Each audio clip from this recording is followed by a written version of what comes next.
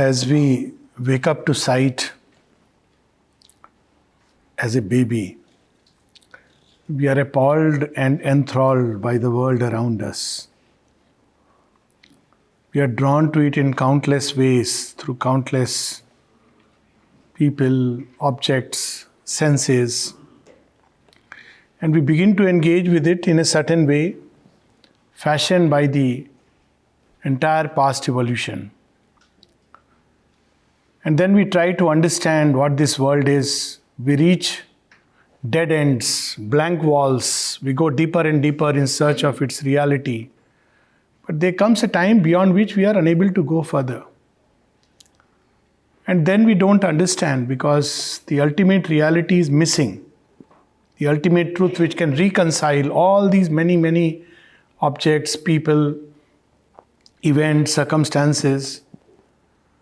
So when we reach that blank wall, we start using mysterious terms which mean as little to the user as to the consumers of those terms. For example, fate. We don't know really. It's a nebulous term which can mean a whole lot of things. Or we use the word chance. So that's the more scientifically accepted word. Chance. We don't know why it happened. Some of us get tired when we are unable to go beyond a point, and we say perhaps this is the limit, last limit to which we can reach. Others construct around them a belief system.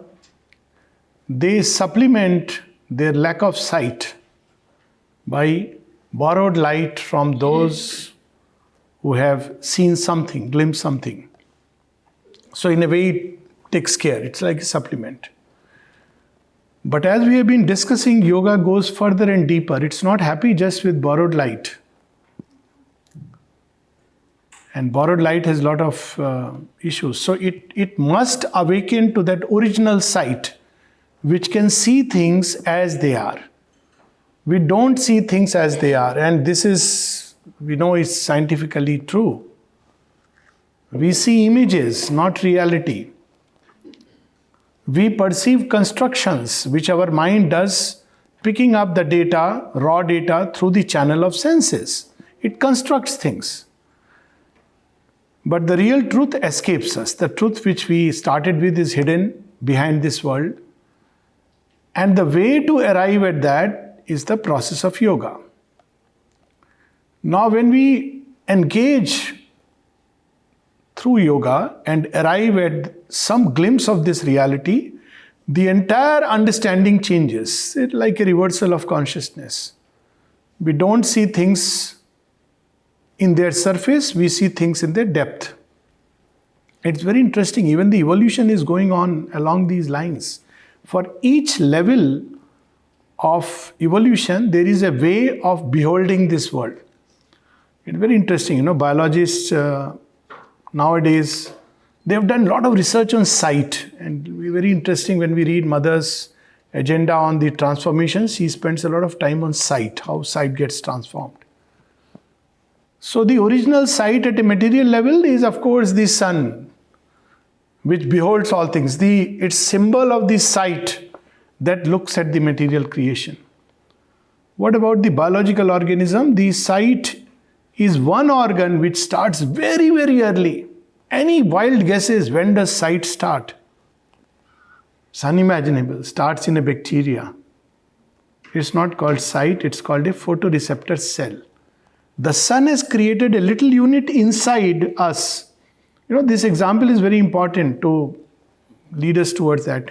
The sun has created a little spot. It's called actually a photospot inside a little organism, minuscule of the minuscule, to receive something of it, and with that light reflected, navigate to the world. So all that a bacteria knows is light and darkness, doesn't know anything else. And all that we know is darkness. That's our tragedy.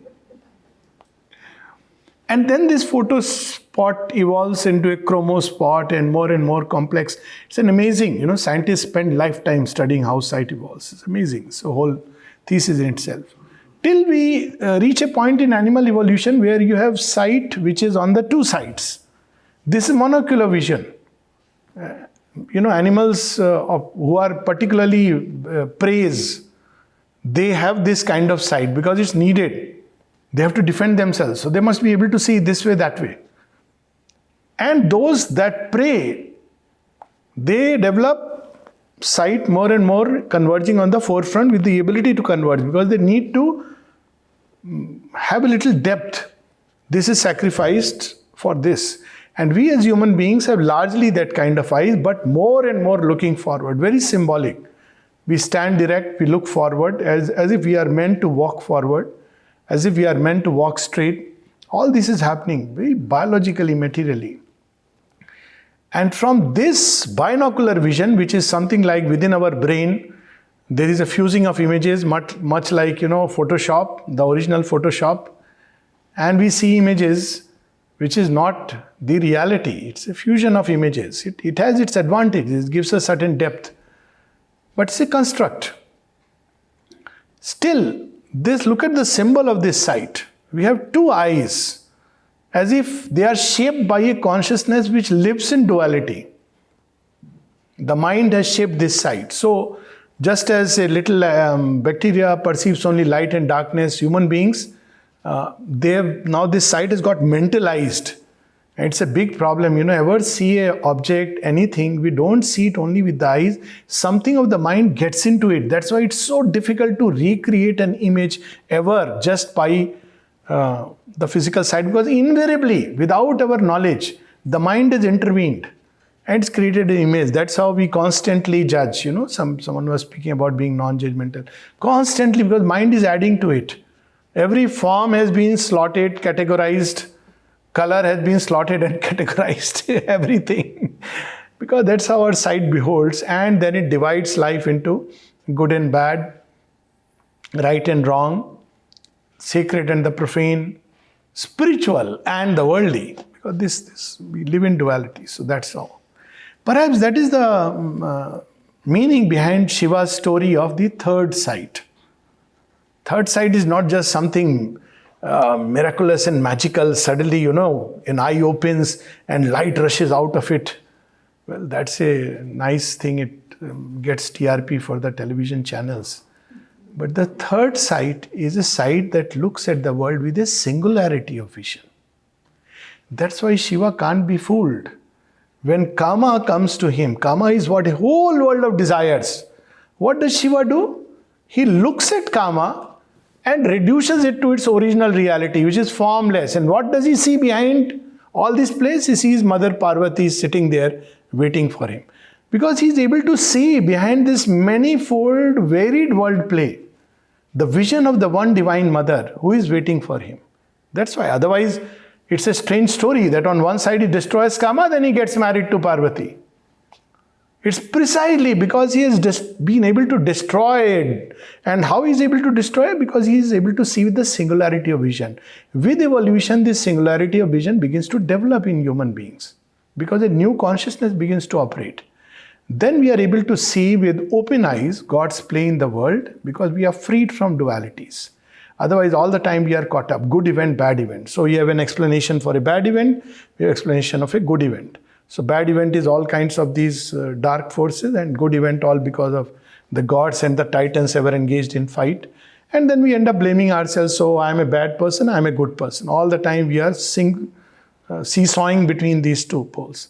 But a singularity of vision sees the one everywhere and in everything. This is where yoga helps us to ascend.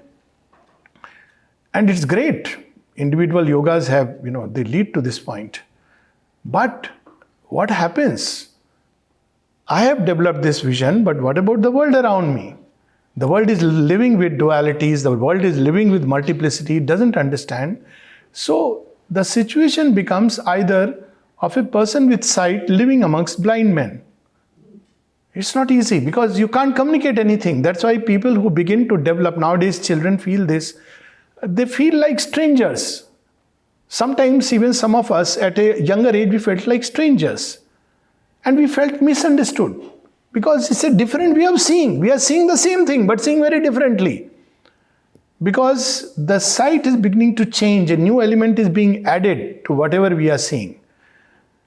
And because one is unable to communicate this vision to the rest around, either one makes one of the choices, either one curses or condemns or abandons the whole effort, withdraws into some, they can't understand me and I can see, but they can't see. So there is no point in, there is no ground of communication and it withdraws. That's what creates yogis engaged in individual self-evolution. But as we know, individual self-evolution can only go up to a point because that's not the original intent of creation. The intent of creation is the one playing with multiplicity. And if I may use the word, Mother has used a term for this kind of spirituality which is only about me and mine. I have my guru, he gives me a jnana and I develop fantastic experiences, all right. But all these experiences are worth nothing when it comes to the world. Mother has used the word misguided and egoistic mysticism. It's a selfish spirituality. Let's look at it squarely. Where we say, okay, I have evolved. Maybe I'll enter into moksha after my death or a salvation beyond. About the world, well, it's imperfect. It will remain imperfect and so be it. But we see today a new aspiration is planted in the earth. It's there. There are more and more beings who are concerned about the way the world is. They want to do something about it. They want to play with it as the divine would play in this world. And that is why we have this new need of this new yoga, the yoga of transformation, which is not only about my individual transformation, but about the world transformation. Now, this is a mammoth task because in individual yoga, I have a change of consciousness within. The premise of yoga is that we suffer, we struggle, we look at things, we are, all this suffering which we want to escape, or the conditions of living, even the outer circumstances, are not governed by anything external, but by the state of consciousness in which we live in. So if we don't change this consciousness, we'll only keep running from one circumstance to another. And the end result is going to be the same. I often recount the story of my friend who was in search of an ideal partner. And after 4 went out of his life, for the 5th one, he came to me one morning. Hi, doc, I have a advertisement. I said, what do you want to advertise? He's a big man. He was doing very well in supercomputers and all that, those days, 80s. I said, what is this advertisement for? You don't need an advertisement. You are a well-known person. No, look at it. So, there is a 1,000-word advertisement about finding the ideal person for his life. All convent educated, this, that, blah, blah. I said, what? This model doesn't exist. So, anyways, got married, lasted 15 days. Because it's the same, we keep repeating. See, this is the problem. That's when people think yoga is for old age. Well, old age, the only yoga is Marana yoga. Not Sharan yoga.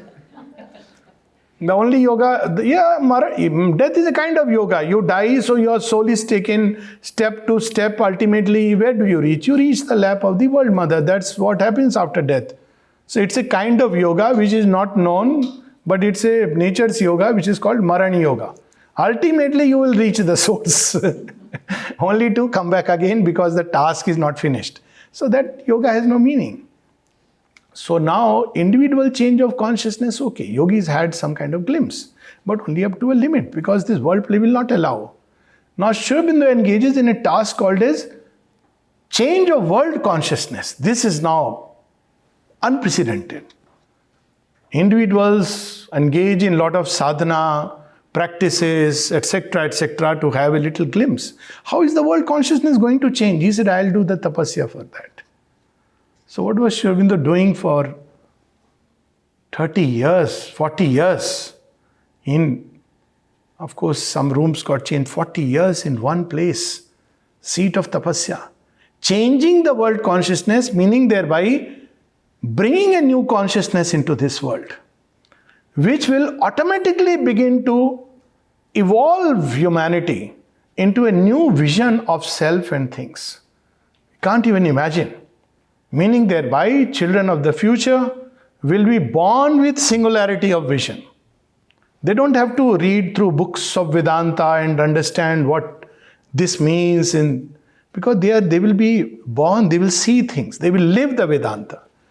And if you don't believe it, look at just an example even in the very beginning of this new cycle. Look, Kabir took so much effort. He writes in one of his plenty of dohas where he was iconoclast, he was, troubled by all the things in society. So he says about it that, there are people who think that if growing a dadi, you could become one with God, then the goat will be the first. And then he says that, this is for the Maulvi, the Pandit also. He says by, doing these postures, you will realize the divine. Then all the animals would have by now realized. He was very hard-hitting. Now today's children are freed from this. They live in a larger space of time spontaneously. It's just happening. Why? Because the consciousness of the world has taken a leap from the mental to the supramental. This is the event that the mother refers to on 29th February 1956. That the very atmosphere of the world has changed. Several places she says. She says now the very fact that you breathe in today's times, you are absorbing this new consciousness, whether we know it or not. And it is going to shape our instruments. It's very important, the shaping of the instruments. Why transformation is so important. Imagine a person who has learnt all the intricacies of the highest possible software in the world. I don't know, whatever it is. Maybe America, or I don't know. America, a lot of people come from India, so I don't know who knows better. But anyways, let's say that in America you have the best software and people have learned everything and go back and they have to work in a rural setting. And the computer they have is the old computer. So what does he do? He has all the knowledge inside, but he cannot apply it. The instrument is not equipped. That's why there is a need to also upgrade the hardware. And that's precisely what is going to happen in this new cycle.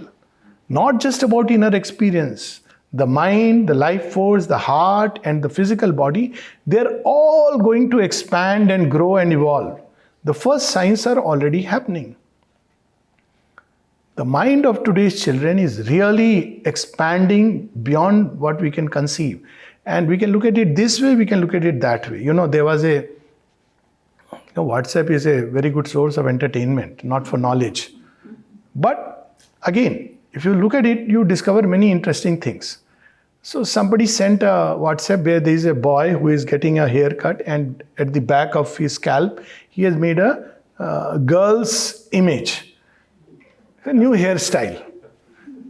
So the song which is running as a tagline, those who know Hindi, in English also I'll say, says, "Dekh tere sansar ki halat kya ho gayi Bhagwan."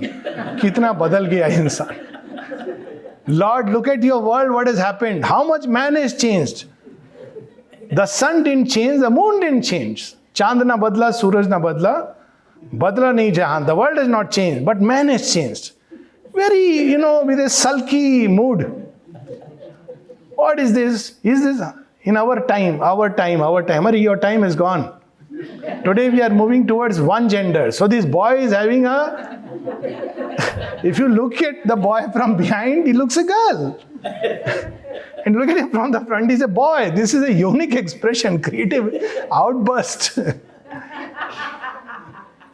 Then, another WhatsApp which I saw some time back that, look, how much human beings have changed.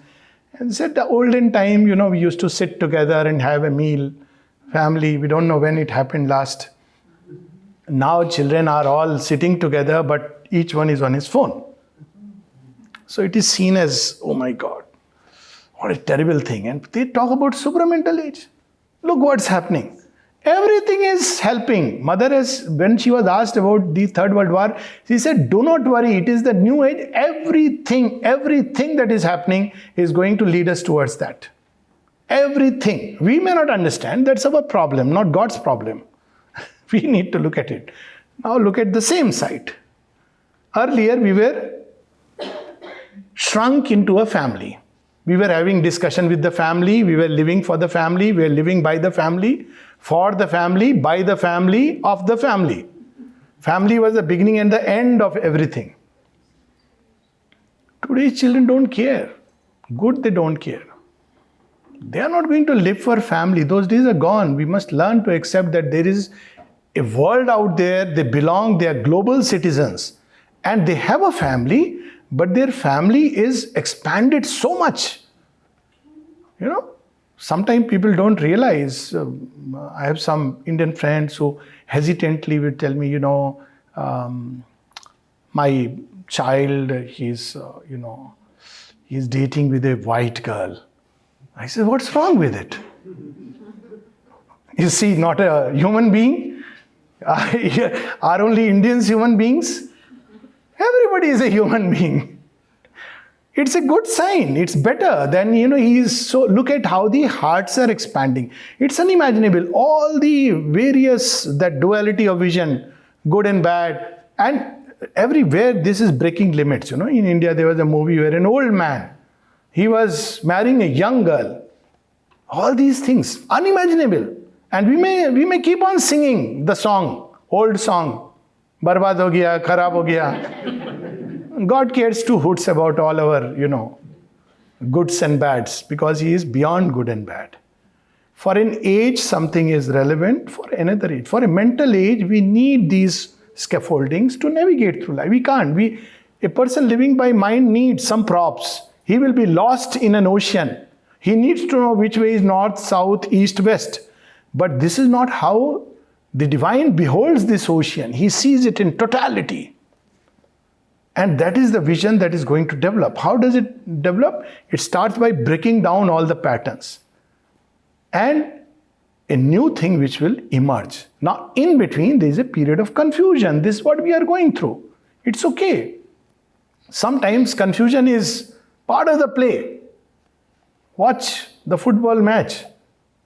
Sometimes you suddenly see in the middle is confusion. You think, the goal is going to be here, and suddenly things change. The unexpectedness of the play increases during such moments because the fixed orders are broken. This is what is there in the story of Sati, where, Daksha is killed and Sati goes into the fire. Shiva goes into trance. First he goes into intense pain and anguish because the whole world is destroyed. But Sati is reborn as Parvati. She will come back. A new consciousness is coming. In every sphere we see this happening. And this is what is meant when it is said it's an age of universal spirituality. Spirituality itself had got stuck into fixed forms, which was more like creed and cult. So you had my guru, his method. Sometimes the same thing, when mother was asked about pranayam. She says, yes, both Sri Aurobindo and myself have done it. People make so much fuss about it. And they make it, appear so dangerous, as if you do this, you will die. And then there are schools, because, you have to give some variation. Instead of saying, follow a cycle of 12, 12, 12, you say, follow a cycle of 12, 8 and 16. So it will help you. So it's a new brand. And a new brand gets more money. It's like when you go to do shopping, you see the same stuff but in different ways and little variation here and there. And she very casually in a conversation reveals what she used to do and what could be helpful. Doesn't charge any money for it, except, you have to just go through that document. So simply, so beautifully. But old spirituality was like a brand. It was selling itself like a brand. And its result was religion, because after a time when the original founder goes away, then you have the religion. All religions start with spirituality. Surely, the great ones, the luminous ones, the shining ones, they had the great vision. They had a wonderful glimpse. But then it comes, and the classical sign of this change becomes when all who saw declared there is but one God. Now the followers can't understand. They say there is but one God and that is my God. Nothing has changed, just 3 words. My God is the only God. Then my God is the true God. Then comes the extreme step. My God is God and all others are infidels. Then finish them from this face of earth. And poor God must be weeping if he has, But he is the one who is breaking this, because this can't last. World is moving forward. It will collapse under its own weight. This kind of a thought. So cults, creeds came up, and then from cults, creeds with strict, isolated schools where you're not supposed to enter and know. That famous story of Madhavacharya where, I think it is Madhavacharya or probably Ramanujacharya, where his guru told him a mantra and said, don't tell this mantra to anyone, because you will suffer perdition. You will go to hell if you... So he promised. But when he comes out, the first thing he does is gathers all the people around him. Climbs on top of a little mound.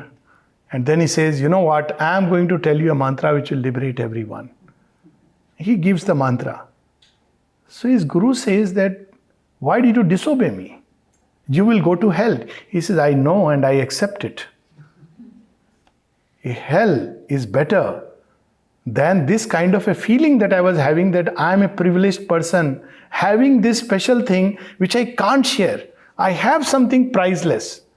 Now, of course, in the story, the preparation readiness is one part, but that happens automatically. So all these secret schools of initiations, which had their own meaning, are coming out of their secrecies, and yoga is becoming more and more universal.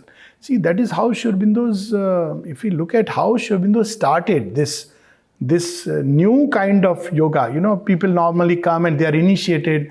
So he was asked that, when we come here, they know that there is a mantra of initiation.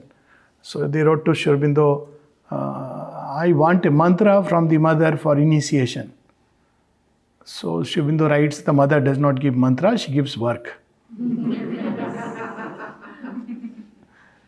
Can I come? He says, do you have the call? Call? Never heard of this. Looks into the pocket, goes to the telegram office. Is there a call? Is there a telegram waiting for me from Sri Aurobindo that you come? So the person says, there is no telegram, nothing. What do you mean by call? He says, you have to feel it inside. Either you have the call or you don't have. You have to see inside whether you have a call for this yoga or not. And if you have the call, go ahead. He has freed it from all the external trappings. What is the method of yoga? And it's very difficult for human mind to comprehend. What about the mantra? Mother says if you need a mantra, it will spring from inside. Otherwise, you can take Sri Aurobindo's name or mine, Sri Aurobindo's famous letter. There is no method in this yoga except to take the mother's name or mine. Then she says if you need a mantra, it will come from inside, because the psychic being of man does the same thing what a guru does from outside. What does a guru do? He connects us to the divine, a true guru. There is this gurudom, like religionism. So I am not talking of gurudom. Not worth wasting our breath on gurudom. A true guru, which is a rare thing to have. What does he do? He connects, inspires, awakens. Suddenly the soul comes out of its slumber and says, hey, there is something tremendous truth. After that, time to time there is a support and help, but the person moves along this path towards the realization, because the veil has been removed in principle. It comes back, you have to go, that's the whole process. But for a moment there is a glimpse. That's what a guru does. When she says the psychic being in man does the same thing. It's developed, it connects suddenly, and one day while walking or watching a landscape, sitting in a place in a state of reverie, suddenly feel that there is something more than this reality. A door is open and we escape. These kind of things are going to grow upon humanity more and more, because we are entering that age when all these structures, mental structures in which God was trapped in a prison house, he is escaping and escaping everywhere. He was imprisoned and the jailer called himself a priest. To meet God, who was his prison mate, you had to bribe him. Can't go there. So now what has he done? He just escaped and he's everywhere. It's It's a truth. That's how we have to experience. Look at Sri Aurobindo's yoga. How did it take place? We often talk about God in the battlefield with regard to Arjuna. What about Sri Aurobindo? Where did God choose to reveal himself? In a prison. And there's a beautiful essay of his prison and freedom. Suddenly, unexpectedly, there's a great joy in that. That's the big problem with having fixed techniques. Because poor God, you have limited him. Only when I do 108 times this pranayama, he will come. He says, it's too difficult to wait. I was ready to come right away. Now somebody else has called me. What to do? You are going to do some 1008 times this Homa Yagna. I'm sorry, I'm a bit busy. Whole world is calling me. I can't be waiting here. So what he does, he sends some representative. Okay, I'm too busy. This Devata, and that Devata appears and we think we have seen God. He's a representative, not the real stuff. We have a grand vision after doing so much of tapasya and we say, and so we justify. This is what has happened till now. But now it's an age of universal disclosure and the instruments of human beings are being tuned. Just as children from childhood know how to handle WhatsApp and know how to handle the smartphone. Why? Because mind has reached its intense activity. You see the age. So it's very difficult now, human instrument to adapt. When I was studying medicine, we were taught that the only cells in the body which don't grow after a point, that is the brain cells. Means the master controller will not grow. So you can't really adapt. You can grow other things, but this fellow is the same stupid monkey. And not only that, after a certain age, it begins to degenerate. Master organ is like that. Today's findings are, 5 years back, that no, it's not true. The neurons grow, continue to grow, change, adapt new functions. Now, what's happening? This is not just that earlier scientists didn't observe it right. It's because something has really happened which is unprecedented. And because of this, new instruments are being developed. Long back, when mother was asked about how to read Sri Aurobindo, she gives something very interesting. She says, read every day a little in an atmosphere of quietude. Then she says something very interesting, do not try to understand. Do not try to understand. Because when you understand, you will turn it into a religion. And the clearer you understand, the greater the religion you will form. That's how religions are formed. Understanding must spring from within. So, then she says, if you read it like this, slowly the consciousness which is there in the words will act and, mark the words, create new brain cells if necessary for the understanding. New brain cells. So when we read Savitri, we are engaging in yoga. When we read Sri Aurobindo's works, we are engaging in yoga. New brain cells just to open themselves to the light. Right now these brain cells are all fuzzy, they cannot. So that's why the effect of Life Divine is good sleep. It's all right. Better than taking sleeping pills. Doctor's recommendation. If you have a sleeping problem, please read the Life Divine. It's a win-win situation. The pharmaceutical companies are going to throw me out of the industry. This fellow is crushing us. It's a win-win situation. Either you will end up being illumined and enlightened, or you will have a good sleep, at least. Possibly you will keep the Life Divine by the side of your pillow. Because when you are a bit drowsy, you don't take so you are sleeping by the side of the Lord, His word body. What do we need more? So this is what is happening, like what Sri Aurobindo used the word, a spiritual revolution, whose just first stirrings we are feeling. Now this spiritual revolution is of a very different kind.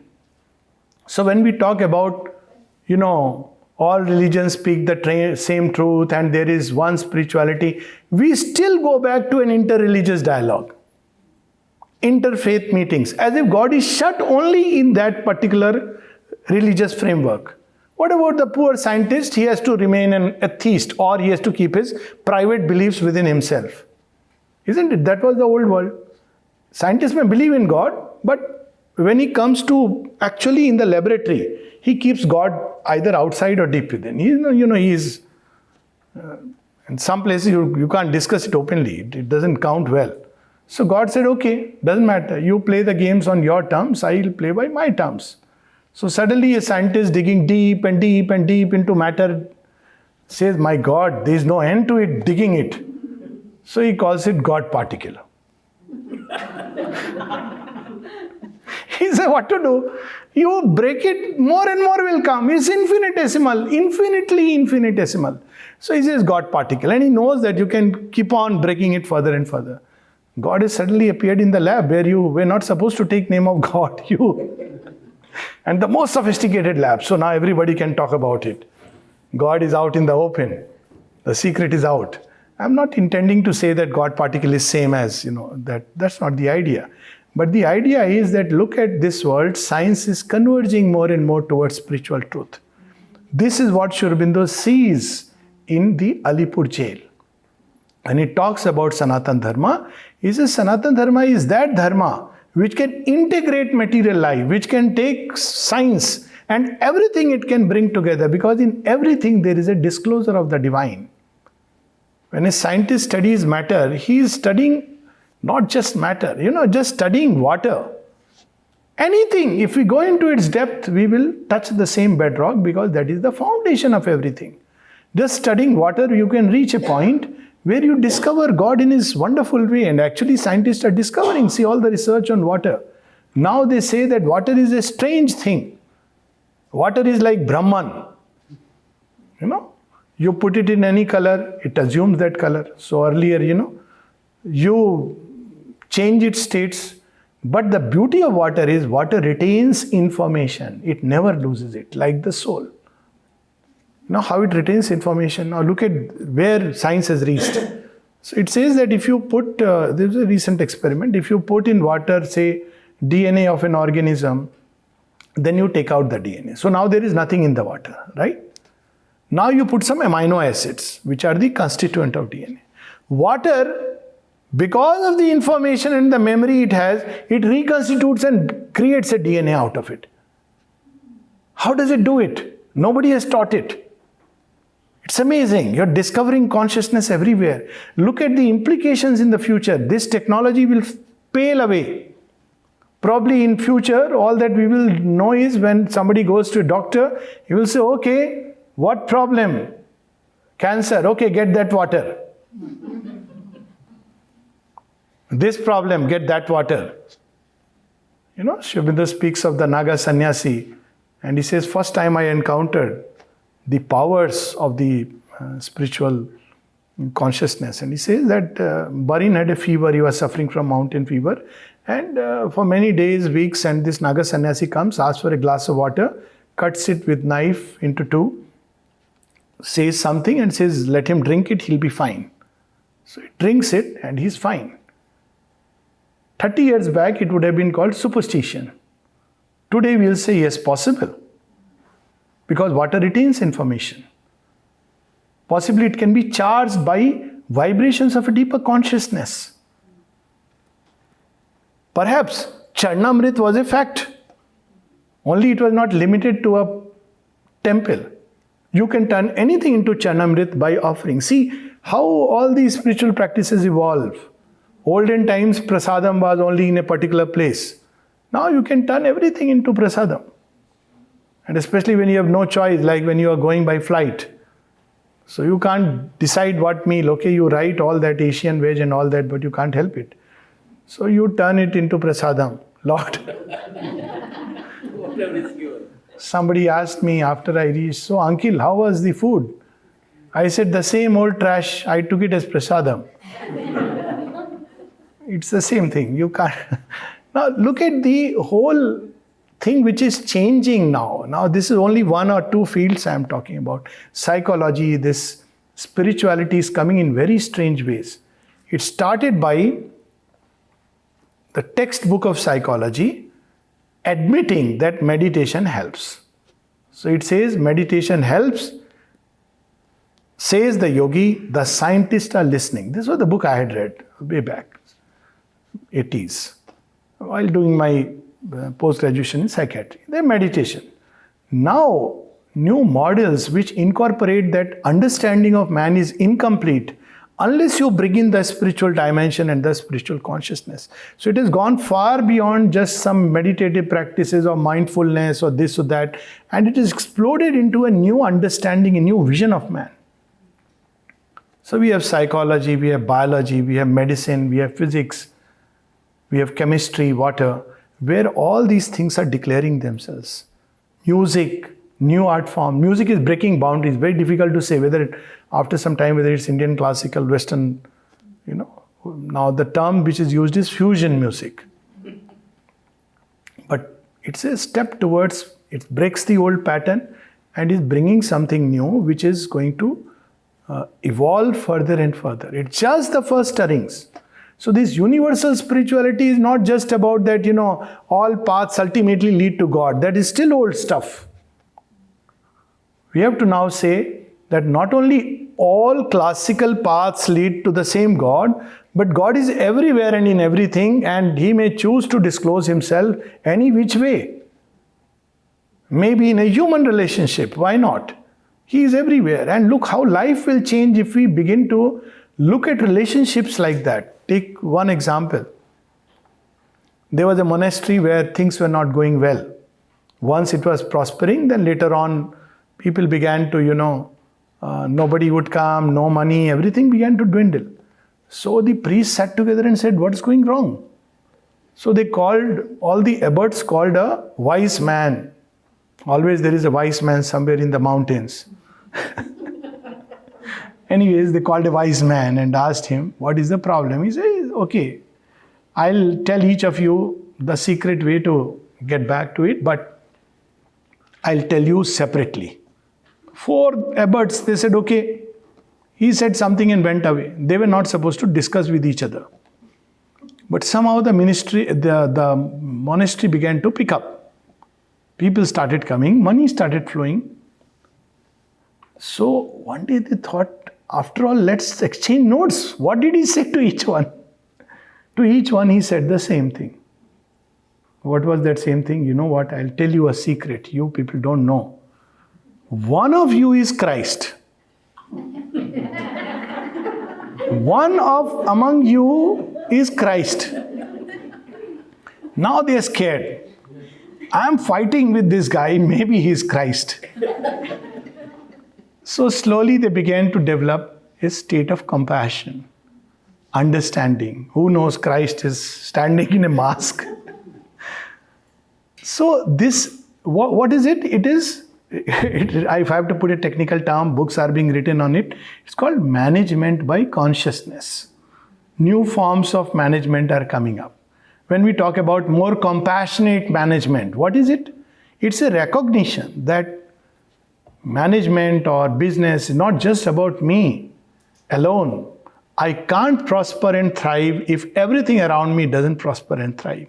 If I have a very good high-tech store surrounded by all these slums, who is going to buy?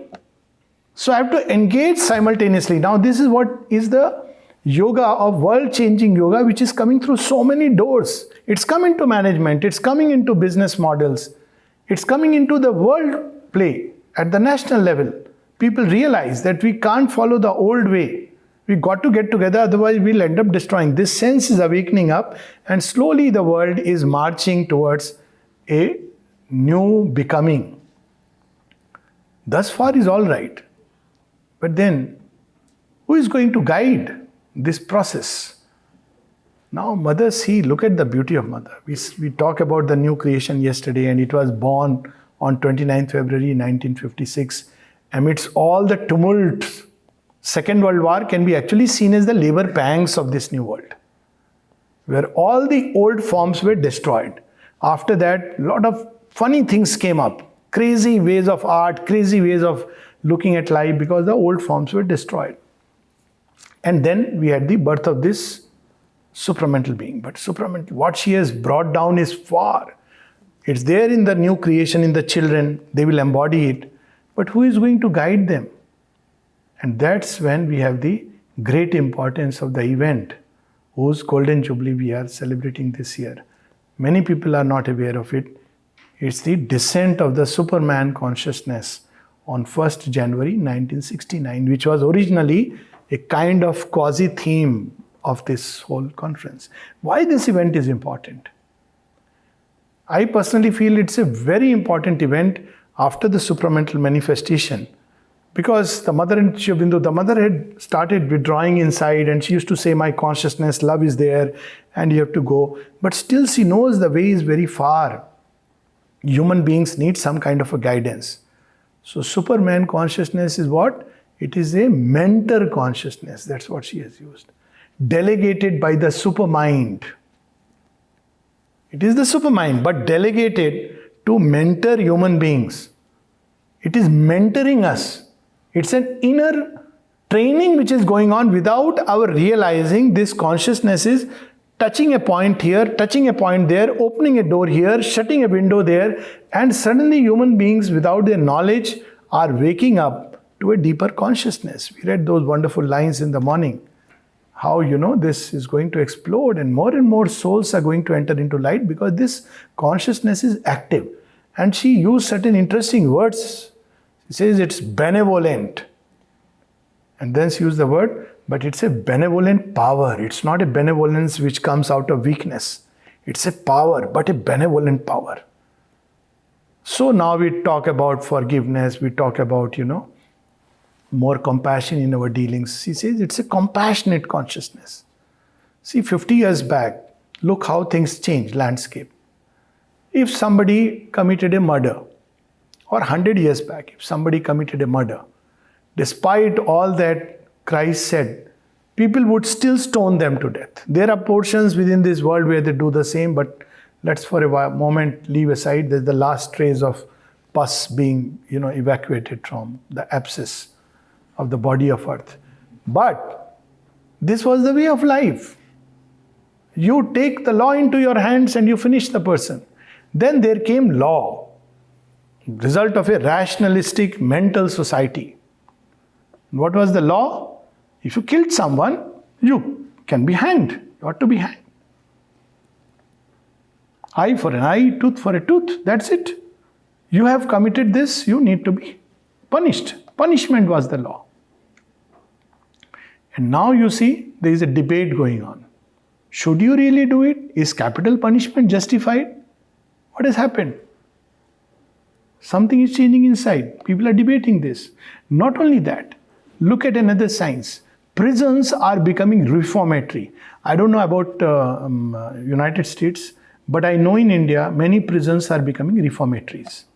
Regularly, there is some kind of a class going on, and I myself been involved in a couple of them. And those who, what does it mean? It means humanity can change. Even the worst criminal has a chance to change. After all, it had to happen because Sri Aurobindo went amidst them and saw Narayana. It was inevitable. But it is coming up in this way in the field of polity and administration, in the hardcore system of justice. Justice itself is taking a new thought upon itself. Who has done it? Who has been the leader to ask this change? Public cry. Humanity all over the world is beginning to feel this change. That's what the mother says. The future of the earth depends upon a change of consciousness. And everywhere, all over the world, there are those who feel it and feel the need for it. A new world based upon truth, refusing it old slavery to falsehood is being born. And all over the world, there are few individuals who feel it. And then she says, it is to them we call. Will you collaborate? And in the first message, she says that this change is bound to come, but it is left for men to decide whether they will collaborate in the change or the change is thrust upon them by the power of crashing circumstances. So we have, now, we talk about solar and all this. So all these countless things are coming up. I mean, there is no limit to recounting them. Even politics and money, as I was saying, money is, this of course has been much talked about, so I don't want to spend much time on it. But from hard money, it has become digital money. Digital money, it has become hidden money, cryptocurrency. We may not like it. But look where money is gone. It's become freed from banks. You don't need to deposit it anywhere. It's there. Today, we call it illegal. It's fine. But tomorrow's world, you will have this. It's going to come in a big way. It has a potential for crime. Yes, of course. Every new thing which comes has a potential for harm. But in the future, this is going to govern the world. It's born like that. It doesn't know how to handle it. When human beings change, then this will be a kind of future which is opening through back door. Look at it. It's a crime today. If you talk about cryptocurrency, now India has taken a very interesting step. It says, no, it's okay. You have it, but declare it. So you pay the taxes. Smart move. So it's no more illegal this debate is going on. But at least this thought has come up. Because they know you can't do anything about it. It's there. Plenty of transaction taking place. Money in a hidden way. Hidden means the beauty of this money is unlike digital money, it is no more banks. Banks don't hold the money. Now imagine what it means. And it escalates like anything. It's going back to its original form, which is very subtle in the vital world. So all these changes are part of this universal spirituality. You can't, now that idea that this is my guru, that is your guru, those who want to keep it, kindergarten is always there. Souls need to grow through that. There's also the primary school and middle school. But humanity is reaching a point where it's exploding in every direction and in every way. The question then is, what about yoga? This mental consciousness is doing it. She even has gone on to say this Superman consciousness will end up making man discover ways to transmute the body. Far-reaching implications. Look at its effect. That today, scientists are saying that you can prolong life indefinitely. One of the things that the mother was talking about. And 150 years is well within the reach. And the way one is playing with the basis of life, it's quite likely, quite possible. So this is the way it's unfolding. That what about conscious yoga? Will it have no role? Well, it will always have a role. There are few who are playing this play, but even in this play, they have the delight of the one and the oneness. While it is growing upon human beings, as Sri Aurobindo says, God shall grow up while the wise men talk and sleep. There will always be individuals, and they must follow their calling, who will engage in, always the divine is moving afar, in that delight of yoga, in bringing those things which are yet to come, beyond the supramental, beyond the world of bliss, out of the infinite mother's womb. You know, one of the beauty of Savitri, it starts with the thick of night and followed by a daybreak. That's how Savitri starts. Where does it end? And maybe with that we can stop and take a couple of questions. It starts with, it was the hour before the gods awake. And then comes the dawn. The first canto is symbol dawn. And then there is a whole day through which a lot of events take place, inwardly and outwardly. And then at the end of the day, when dusk has fallen and night is about to come and things have changed, the blind king has got the sight and the kingdom back, and Satyavan has come back, and all this has happened. What is Savitri doing? Is she going back to enjoy life hereafter? At the end of Savitri, page 724. Then, while they skirted yet the southward verge, lost in the halo of her musing brows. They look upon Savitri, musing brows. They know a great change has come on her.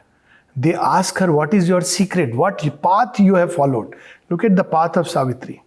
When they ask what path you have followed, to give so much radiance, so much power, what has empowered you so much? Is it Gyan Yoga? Is it Bhakti Yoga? Karma Yoga? My Yoga? Your Yoga? What does Savitri tell them? Awakened to the meaning of my heart, that to feel love and oneness is to live. We are dead otherwise. And this, the magic of our golden change, is all the truth I know or seek, O sage. So when the two luminous words, they wonder, what has she said? She didn't tell us what mantra to do. She didn't tell us what is the process of meditation. She just says this. And then they begin to go behind, wondering at her and her two luminous words. Westward they turned in the fast gathering night. But look at Savitri. Lost in the halo of her musing brows, night, splendid with the moon dreaming in heaven. So this moon has arisen in silver peace, possessed her luminous reign. She brooded through her stillness on a thought, deep guarded by her mystic folds of light. And in her bosom nursed a greater dawn. Because God moves always forward. So there will always be those who will go beyond the, expanding consciousness, mind, heart, the life energy reaching out to the Mars. This is what is happening. It's like a Jwar Bhata, high tide. Mankind is dreaming of things. What has happened to the life impulse in man? We'll colonize Mars. Of course we must dream of it. Why not? Look at the way the life energy, body, immense possibilities of the body, physical culture in countless ways. So all these are happening spontaneously and in every which way, through every door, on every walkway, on every lane and by-lane. Now we are having a chance to meet the one spirit and feel its breath that sustains all life. Any quick question? We have 5 minutes and we can take it up. Yes, please. When the changes are happening, what will be the ultimate change and how the world will look like when there is an ultimate change? Well, this is the crucial change through which we are going. What will be the ultimate change? First, why this step is so important? Because until now, the evolution was happening under a consciousness of division, what is called also as an ignorant consciousness. So, ignorant consciousness was on the forefront, one and oneness was behind. Though if we look deep into anything, we can discover the oneness. Inside behind the multiple variations of the countless plants and leaves, no two leaves are the same on the same branch. Still you will end up discovering the secret oneness. It's scientific. Behind all these objects hanging in space, physical objects, this is the same atomic electron constitution. So oneness was there in the behind, but on the surface we were engaging with multiplicity.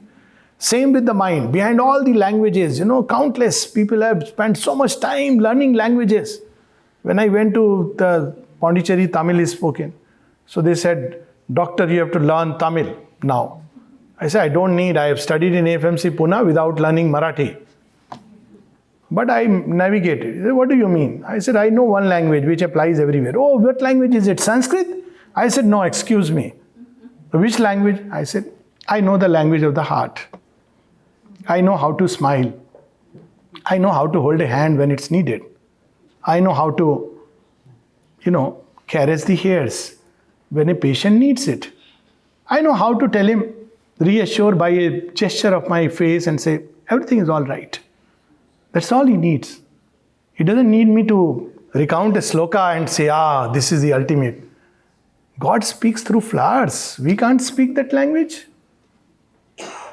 We can speak.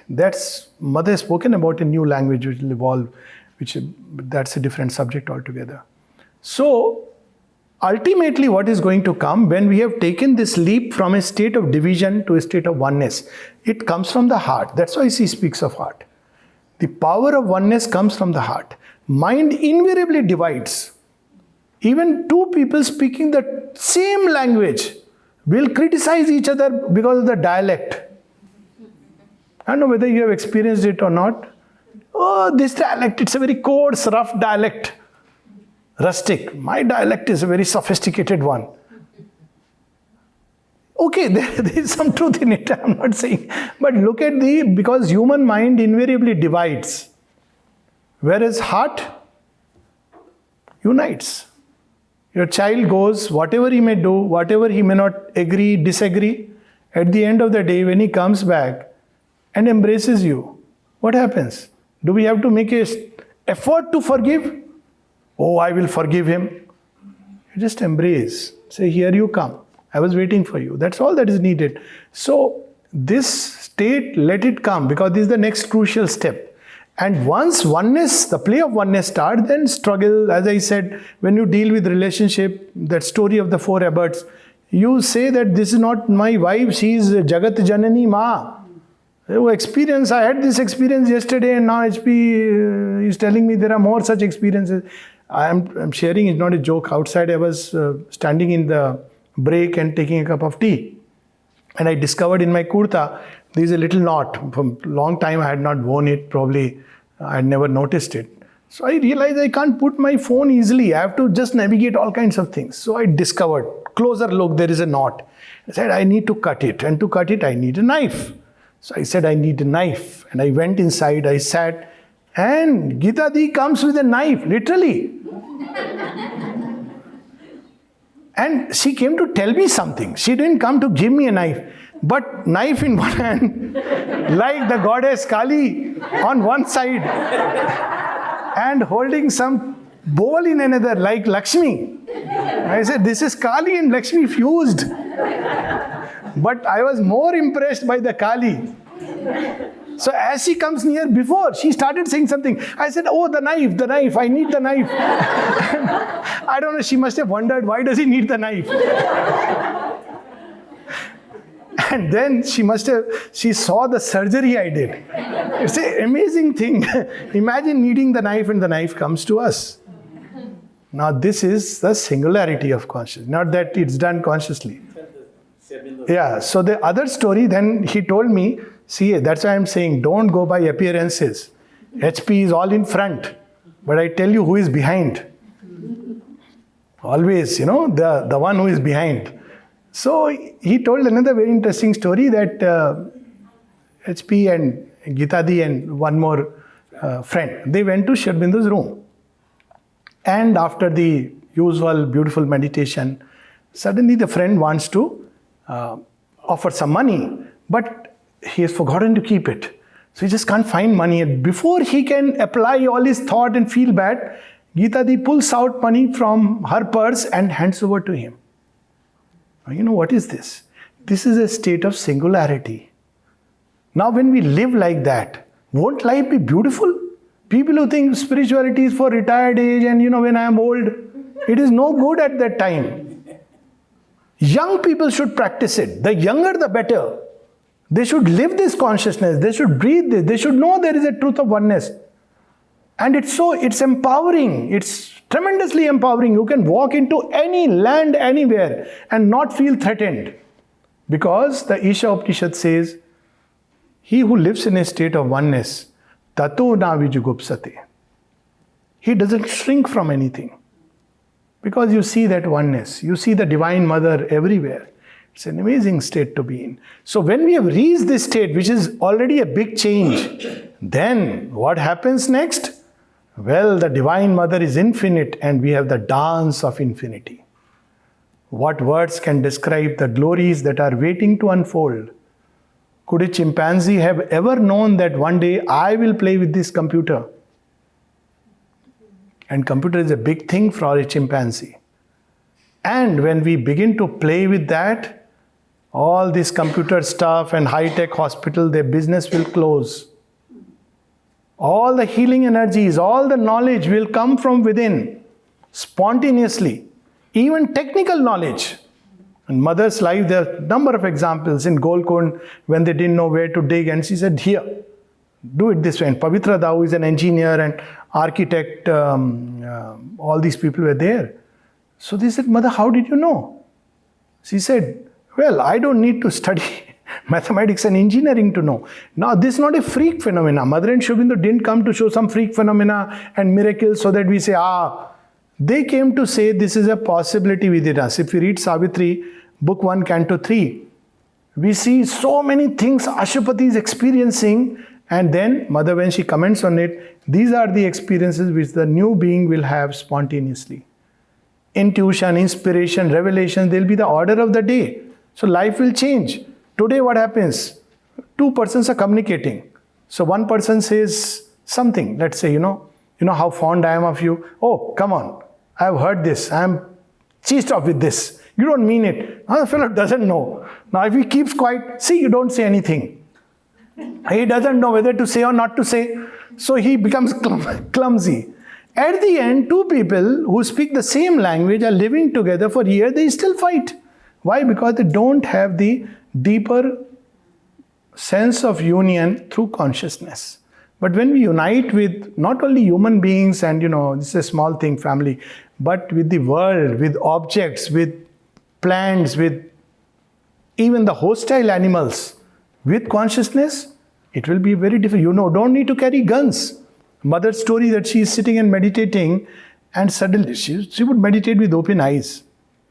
She feels a little uncomfortable about something, and she sees right in front of her there is a cobra with a hood. She looks at the cobra. She says, why has he come? Why is he angry? So she asks, why are you angry? Then she realizes that she is sitting on his home. She was sitting below a tree. So without threatening the cobra, look at the gesture. She's not saying without feeling fear. That is obvious. Without making him feel threatened, she gradually shifts the spot. And the cobra sees it. She shifts the spot. When he says, no, my home is safe, he dropped the hood, went back and jumped into the pond or the river from which it came.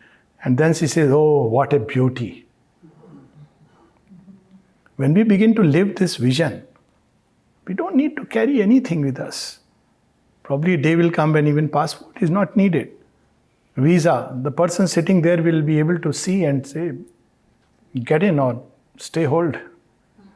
This is where we are tending. It's a big change. Let's first get to that point. And then after that, imagine when all this is there and what dance the divine is going to weave. The dance of Ananda, whose faint image is reflected in Shri Krishna's story of the dance of Vrindavan. When everyone believes that, or knows, not believes, sees the divine in oneself and in all, and the divine holding all things, what infinite delight can there be? Delight for which the creation is made, delight from which it has originated, not some desire.